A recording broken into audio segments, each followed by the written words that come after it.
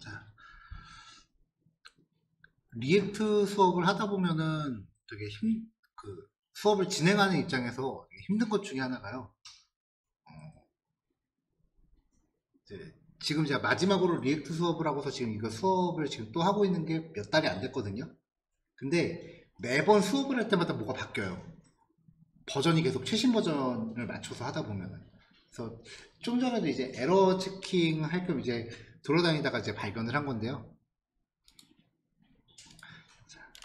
현재로서는 에러가 아닙니다. 자, 여기 지금 경고 메시지가 나오는데요. Grade item support for default prop will be removed from function component. 그러니까 함수형 컴포넌트에서 디폴트 프롭스가 조만간 없어질 겁니다 라고 얘네가 지금 예고를 하고 있어요. 이걸 이제 디플리케이트 됐다라고 표현을 하는데요. 조금 전에 이제 검색을 조금 했더니 실제로 그 리액트 개발팀 트위터에도 올라와 있어요. 이 말이. 그러니까 이제 지금 그래서 여기서 요걸 더 이상 못 쓰게 되는 거죠, 우리가. 지금 당장은 쓸 수 있는데 다음 버전에서 없어질 거래요, 이게. 그럼 이런 게 나오면 이제 미리미리 이제 대안을 찾아놔야 되거든요. 근데 이거를 이제 통째로 날려버리면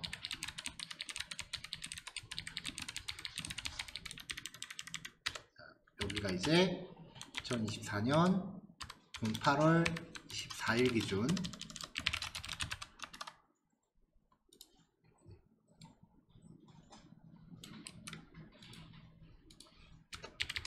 이런 메시지가 나왔다.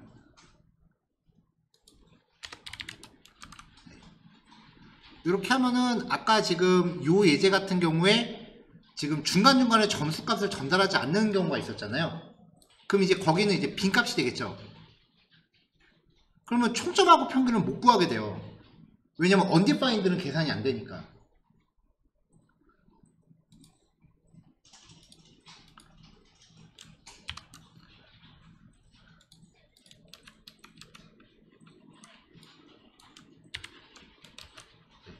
그렇다고 이제 얘를 빼버리면은 당장은 계산이 되겠지만 이제 이런 경고 메시지가 나오는 거죠. 자, 여기 보면은 얘네가 해결책을 넣어놨어요. use javascript default parameter instead. 그러니까 자바스크립트의 기본 문법으로 해결을 하래요. 뭔 말이냐? 우리 함수 파라미터 정의할 때요. 파라미터 기본값 설정하는 거 얘기했었습니다. 그러니까 지금 이 디폴트 프롭스를 더 이상 못 쓰게 된다면 프롭스를 정의하실 때 값이 없을 때에 대한 기본값을 미리 파라미터 정의 단계에서 넣으시면 돼요. 이렇게. 파라미터를 정의할 때 이 값이 없으면 요 기본값을 대신 써라. 라고 파라미터를 정의하는 과정에서 기본값을 미리 넣어놓으시면 돼요. 이게 디폴트 프롭스를 다음 버전부터 대체하는 방법이 돼요. 현재 버전은 상관없어요. 그러니까 지저분한 경고 메시지만 내가 거슬리지 않을 수 있다면 당장은 안 고치셔도 되는데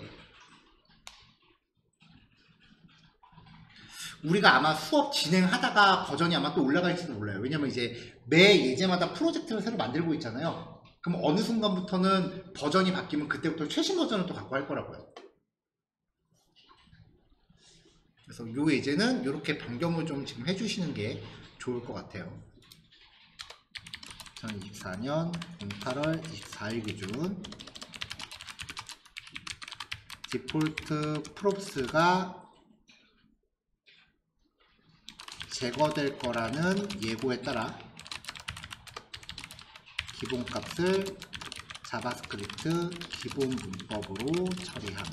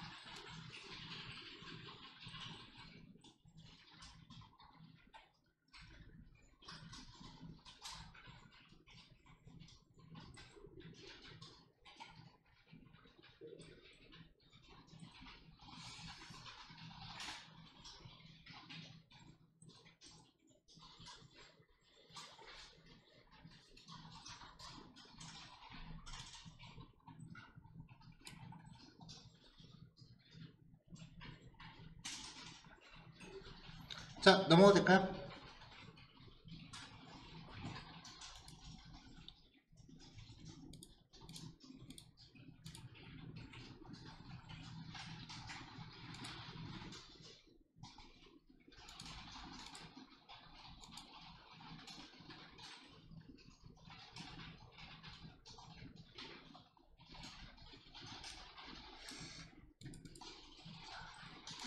자, 다음은요, 이제 헤드 태그 안에 들어갈 수 있는 메타 태그들을 좀 정리해 보려고 합니다. 리액트가 기본적으로 이 퍼블릭 폴더 안에 있는 index.html 이 파일을 기본 골격으로 잡고 있는 거기 때문에 사실 메타 태그 같은 것들은 요 안에서 처리해 주면은 들어가요. 그러니까 여기에서 뭐가 HTML을 내가 뭔가 변경을 하면 그거는 모든 페이지한테 다 따라다니게 돼요. 그렇기 때문에 여기 타이틀 태그에 리액트 앱이라고 지금 걸려 있잖아요. 그러니까 여기 타이틀이 리액트 앱이라고 나와 있는 건데 이게 문제는 모든 페이지마다 다 똑같이 다닌다는 거죠.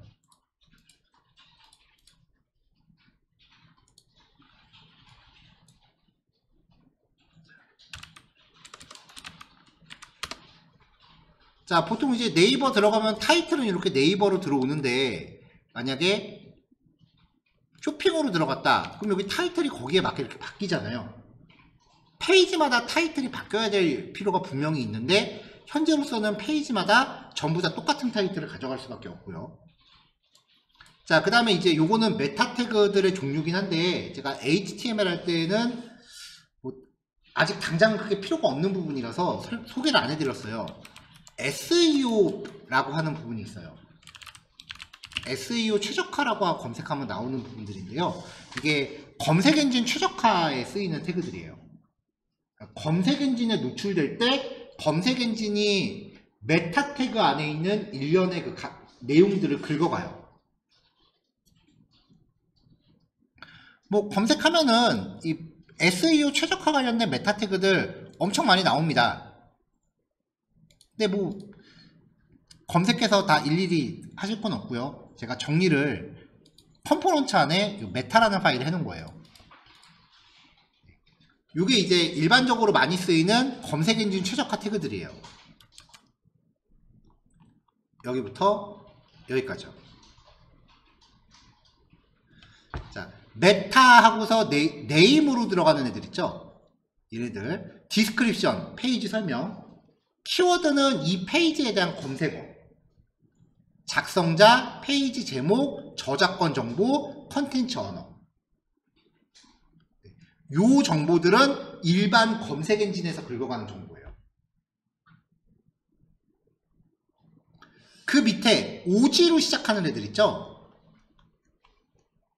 왜 저거 있잖아요. 그 다른 페이지의 주소를 카톡으로 딱 보내면 갑자기 그 페이지 썸네일하고 페이지 타이틀 같은 거 딱 이렇게 나오죠. 요거는 그런 거를 만들어주는 정보예요.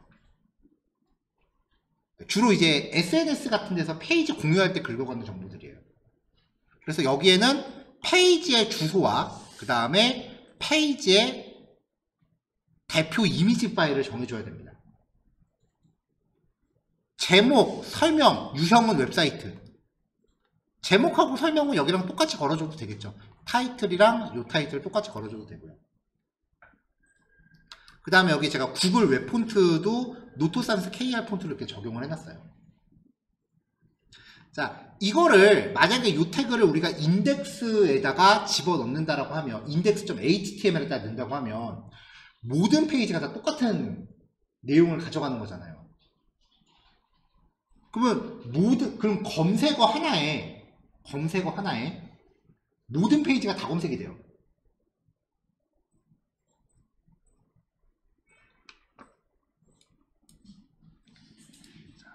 자, 예를 들면은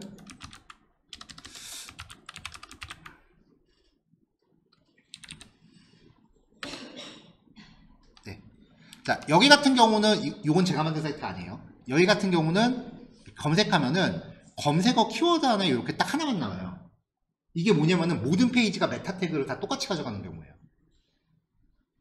근데 한 사이트 안에 페이지마다 메타 태그가 서로 다르게 돼 있다면 당장은 안 되는데 이제 구글이 한 일주일에서 보름 정도 그 검색 결과를 이제 3개를 거쳐요. 그래서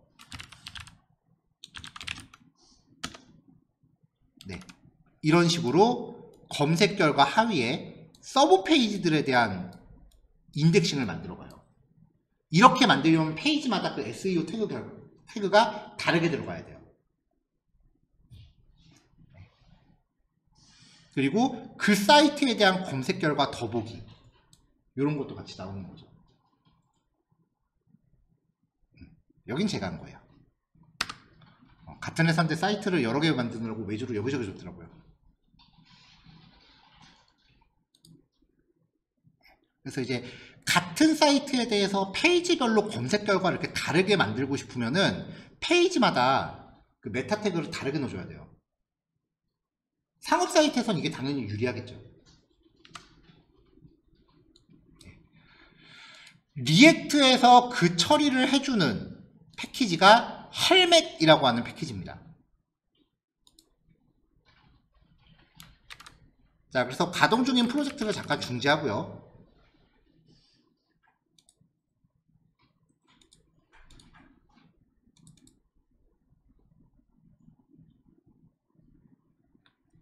자, 새로운 패키지를 깔아야 되는데요. 얀 애드 리액트 헬멧 에이싱크라고 하는 일을 설치하겠습니다. 사실 리액트에 이 기능이 원래 없어요. 그러니까 우리가 자바스크립트 만들면서 우리가 직접 만들기 애매한 기능, 버거운 기능들 플러그인 받아서 썼잖아요. 그런 식으로 이것도 리액트랑 전혀 상관없는 애들이 만든 플러그인이에요. 근데 리액트 전용 플러그인들은 다 앞에다가 리액트라는 단어를 붙이고 나와요. 이렇게. 그러니까 모르는 사람들이 보면은 이거 리액트 자매품인가 보다라고 생각하는데 실제로 양 애드에서 까는 거는 리액트랑 전혀 상관없는 애들이에요.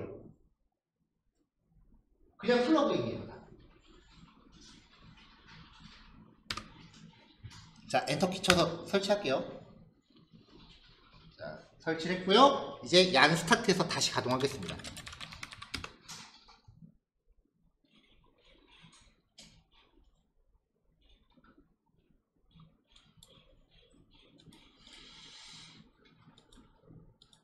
자, 아까 제가 말씀드렸다시피 메타 태그를 페이지마다 다르게 넣어줄 거예요.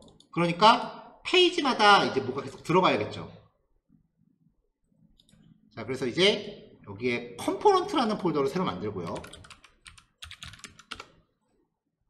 이 안에 meta.js라고 만들겠습니다.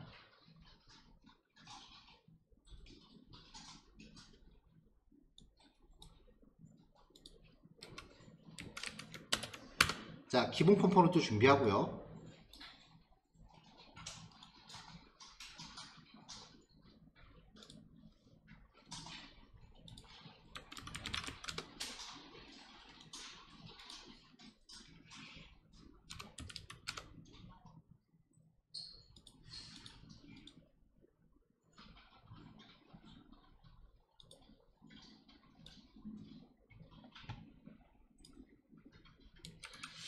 src 폴더 안에요.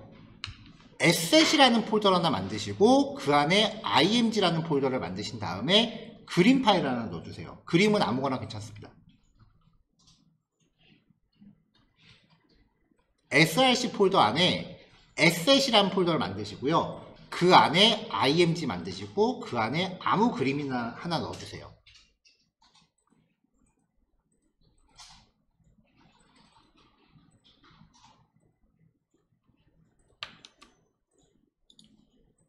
저는 이런 이미지를 하나 다운받아서 넣었어요.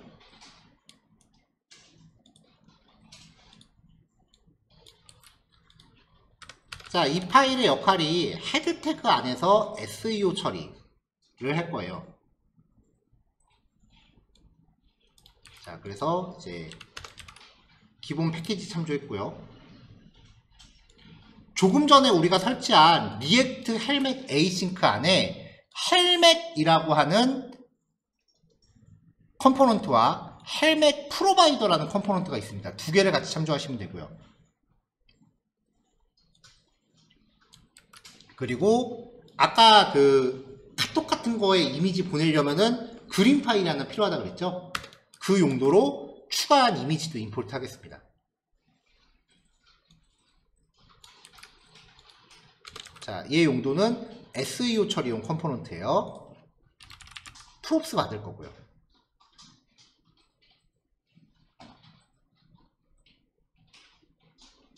자, 지금 보니까 이 코드도 좀 변경이 돼야겠네요.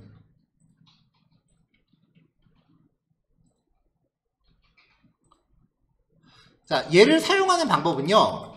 헬멧 프로바이더라는 애를 감싸고 그 안에 또다시 헬멧이라는 애를 넣어요.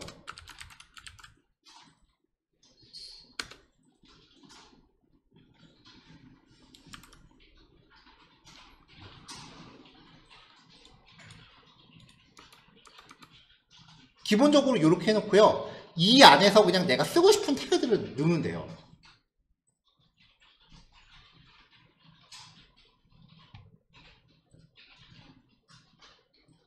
자, 이 상태에서 일단 저만 잠깐 해볼게요. 자, 여기서 그냥 말도 안 되는 태그 넣을게요. 헬로는 헬로, 월드는 월드. 이게 되려나? 안 되겠죠? H1, H2, H3. 자, 이렇게 넣습니다. 자, 이렇게 만든 이 메타라는 애를 app.js에서 임포트해서 가져오겠습니다.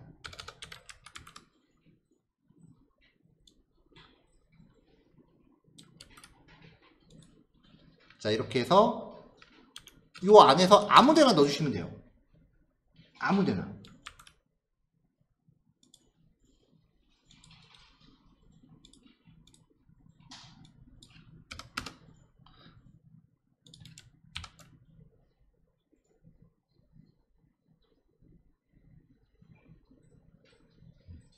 네. 여기에 H1, H2 그런 거 그거 넣었다고 지금 얘가 못하게 하네요.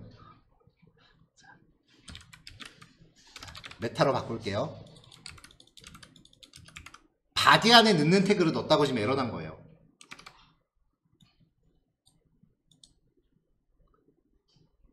셀프 클로징. 메타.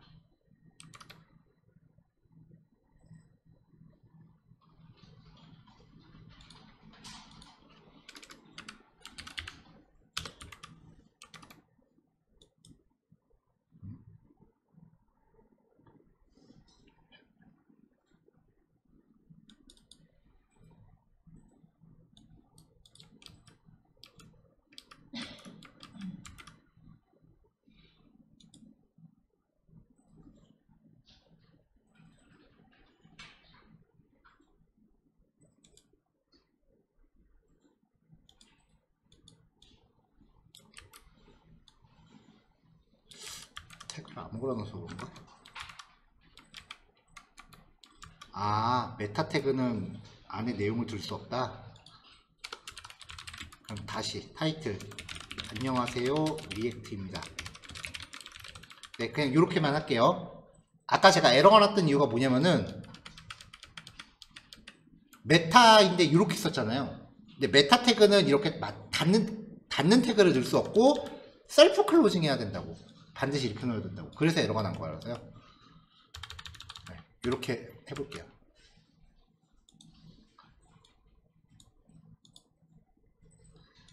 자, 분명히 제가 app.js에서 이 메타를 넣었잖아요.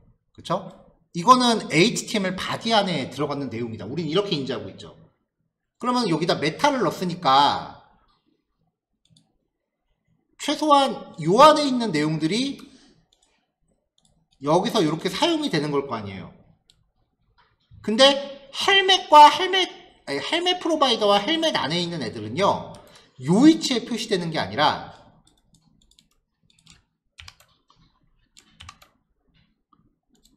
HTML 상에서 헤드 안으로 올라가서 표시가 돼요. 헤드 태그 안에 아까 제가 넣은 게 들어갔잖아요. 근데 이렇게 해놨기 때문에 여기에서 이렇게 커버를 하면 요 meta.js에서 있는 게 우리 페이지의 헤드 안에서 설정될 수 있다.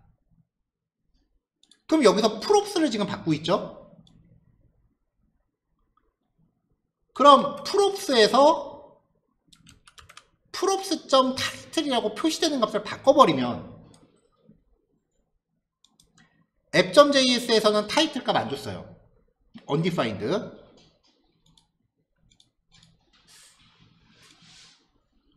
그러면 오늘 처음 했었던 myprops에서는 메타를 가져오면서 타이틀 프로퍼티 이렇게 전달해 주고요.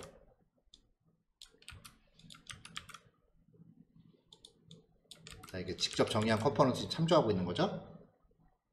그 다음에 myPropTypes에서도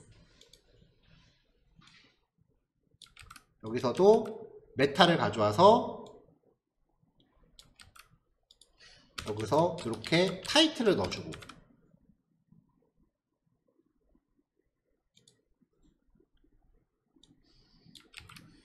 myChildren에서도 메타를 임포트 한 다음에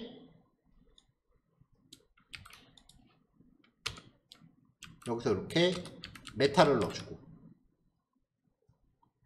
마지막으로 그레이드 테이블에서도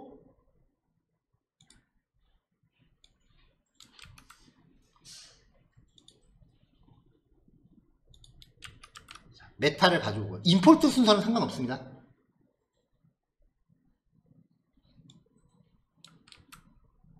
그 다음에 아무 데서나 이렇게 가져와 주고, 이렇게 하면은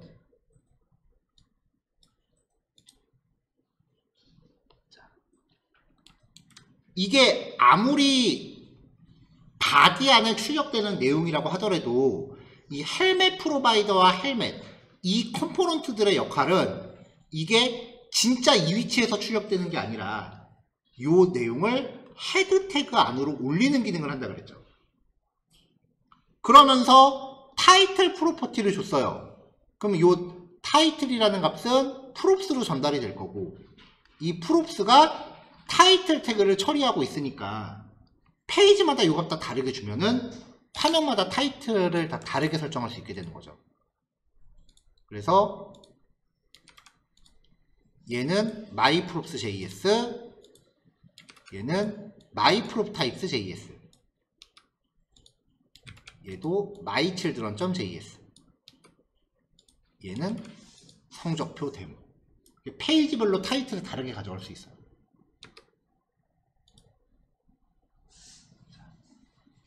자, 그럼 이제 요거를 응용을 해서 나머지 SEO와 관련된 태그들을 전부 넣겠습니다. 자, 저는 미리 준비한 코드 복사해서 넣을게요. 자, 디스크립션은 그 페이지에 대한 설명글이고요. 키워드는 이 페이지가 검색 엔진에 어떤 키워드로 노출됐으면 좋겠는지, 그리고 author, 얘는 사이트 작성자, 서브젝트는 페이지 제목, 카테고리는 카피라이트 저작권 정보, 컨텐츠 랭귀지. 자, 얘는 컨텐츠 타입, 컨텐츠 타이틀이니까 보통 이건 타이틀 태그랑 똑같이 주시면 돼요. 그 다음에 디스크립션, 페이지 설명이니까 검색 엔진에 노출될 설명이랑 똑같이 맞춰도 되고요. 이 페이지의 실제 URL, 접속할 수 있는 URL, 페이지의 이미지. 자, 그 다음에 아이콘. 이 아이콘 파일은요, 요거예요. 아이고, 요거요. 자, 쇼커트 아이콘은요, 안드로이드에서 즐겨찾기 추가했을 때 등록되는 아이콘이고요. 애플 터치 아이콘은 아이폰에서 즐겨찾기 추가했을 때 들어가는 아이콘이에요. 마지막으로 구글 웹폰트. 이렇게 되면 이 메타라는 걸 쓸 때마다 이 값들을 다 잡아줘야 되잖아요. 그렇죠? 그건 좀 귀찮더라고요. 그래서 이 프롭스에 대한 기본값을 잡아줬었는데 밑에서 이렇게요. 타이틀은 리액트 이그젠플, 설명은 요거, 작성자. 그러니까 프롭스 값을 설정하지 않으면 요 값들이 기본으로 들어가겠죠. 여기서 특이사항은 이미지 파일은 위에서 임포트한 이 샘플을 갖고 온 거고요. URL은 매번 체크하기가 좀 귀찮으니까 window.location.href 웹브라우저에 표시되는 현재 주소죠. 우리가 자바스크립트에서 봤었던 모든 기능들은요, 리액트 안에서 그냥 쓰시면 됩니다. 아이콘 파일들은 그냥 널로 잡아놨어요. 여기 들어간 이 아이콘들은 얘네들 이미지까지 준비하기 좀 번거로워서 그냥 널로 잡아놨습니다.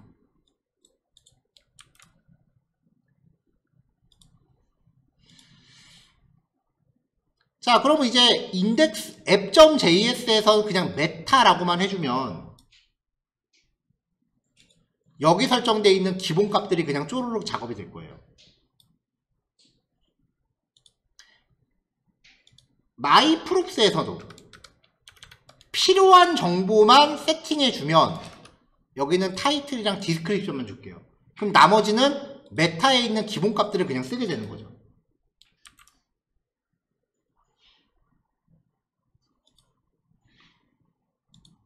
그럼 나머지 것들도 제목과 디스크립션 정도만 설정을 해주겠습니다.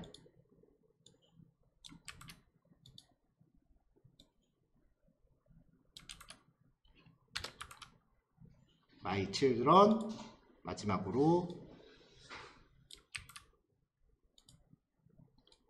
grade table.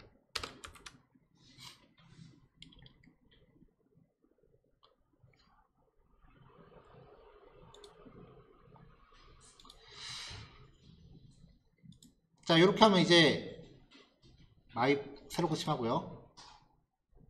myprops 헤더 안에 보면은 여기 메타 태그들이 지금 다 이렇게 들어가 있잖아요. 그렇죠?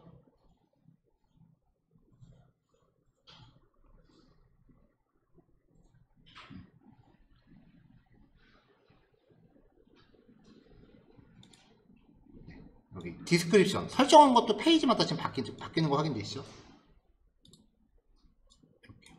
필요한 것들만 골라서 바꾸기 때문에 페이지마다 검색 엔진의 개별 노출이 가능해져요. 근데 사실 이게 리액트에서는 사실 별로 그렇게 의미 없는 짓이긴 해요. 왜냐면 리액트는 원천적으로 그 검색 엔진 노출이 안 되기 때문에 HTML에 실체가 없다고 말씀드렸잖아요. 근데 이게 나중에 Next.js 가면 이건 또 필수가 되죠.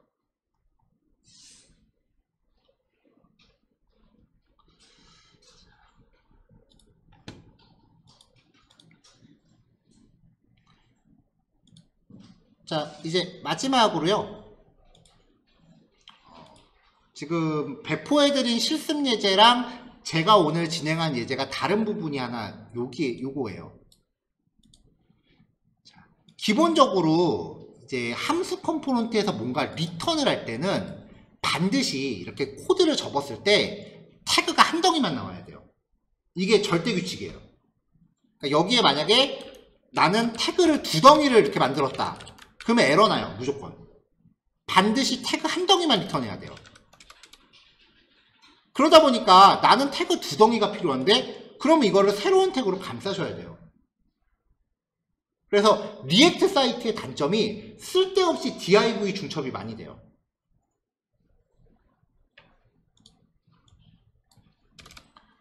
여기서도 지금 div 태그 이거 없어도 전혀 문제 없거든요. 뭐 이 div에 특별히 CSS가 들어간 것도 아니고요. 그럴 때 쓰는 겁니다. 리턴할 때 뭔가 이렇게 한 덩어리로 만들긴 해야겠는데 절대 div를 쓰기 싫은 경우 태그를 빼버리세요. 플래그먼트라고 부르는 건데요. 그냥 한 덩어리로 묶는 역할을 해요. 그러니까 리액트 책 보면 많이 나오는데 저는 이거 잘 안 써요, 개인적으로. 그냥 DIV로 묶고 말지. 그냥 그러는데, 또 반대로 DIV로 묶는 게 지저분해 보여서 플래그먼트를 즐겨 쓰시는 분들이 계세요. 자, 예를 들어서 지금 여기 보시면 H2 myprops 여기를 한번 볼게요. 자, 여기 보면은 DIV로 이렇게 감싸져 있잖아요. 그쵸? 요만큼이요. 이렇게 감싸져 있죠? 이게 지금 얘 때문에 그래요. 이 DIV. 여기를 플래그먼트로 바꿀게요. 이렇게. 그러면 리액트 문법상으로 문제가 없는데 아까는 분명히 요렇게 DIV로 감싸져 있었잖아요. 새로 고치면 이제 이게 없어질 거예요.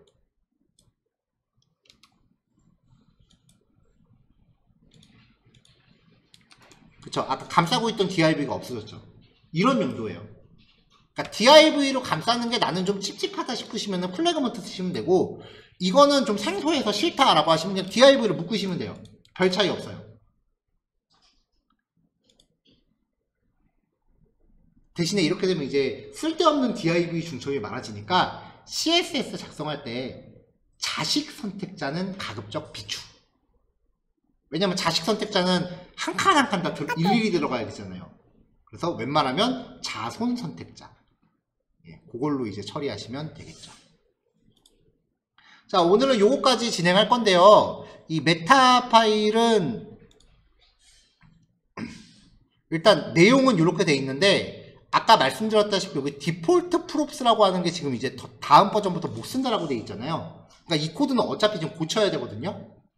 그래서 요거는 제가 오늘 수업 중에 발견한 이슈이기 때문에 오늘 집에 가서 고쳐갖고 내일 다시 한번 소개를 해드릴게요. 그러니까 메타 파일을 오늘 그냥 실습을 안 하시는 게 좋을 것 같아요. 자, 여기까지입니다. 시간 딱 된 것 같고요.